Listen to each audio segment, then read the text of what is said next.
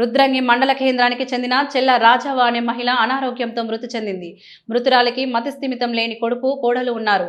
వారికి 3 కూతుర్లు ఉన్నారని, వారిది నిరుపేద కుటుంబం అని తెలుసుకొని ముంబై వ్యాపారవేత్త మార్గం గోపి, మార్గం సుధాకర్ స్పందించి 10,000 రూపాయలు ఆర్థిక సహాయం అందజేశారు.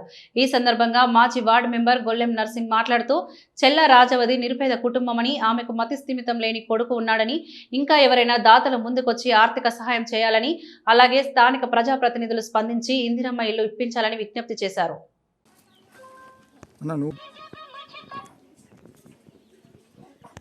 రుద్రంగి మండల కేంద్రంలో రుద్రంగి గ్రామంలో నిన్నటి రోజున మరి ఒడ్డెర కాలనీకి చెందిన నిరుపేద కుటుంబమైన ఒక యువతి మరి ఆర్థిక ఇబ్బందుల వల్ల మరి నిన్న చనిపోవడం జరిగింది. వారి ఇంటి పరిస్థితి చూస్తే మాత్రం వారికి ఒక కొడుకు, ఆ కొడుకుకు 3 పిల్లలు, ఆడపిల్లలు. ఆ కొడుకు కూడా ఏం తెలియని పరిస్థితి.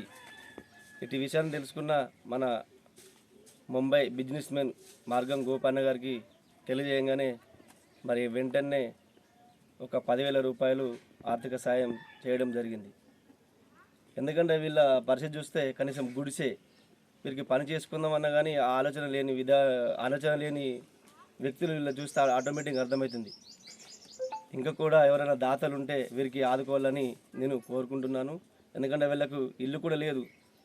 దయ చూపి ఈ సెకండ్ విడుదల నడుస్తుంది, ఇందిరమ్మ ఇల్లు ఇప్పించాలని ఆదేశించాలని కూడా కోరుకుంటున్నాను. అన్న, మీరు ఎంతోమందికి ఏమో చేస్తారు, ఇలాంటి వాళ్ళని కొంచెం గుర్తించి అధికారులను పంపించి వీళ్ళకు ఇల్లు ఖచ్చితంగా శాంక్షన్ చేయాలని నేను మనస్ఫూర్తిగా కోరుకుంటున్నాను.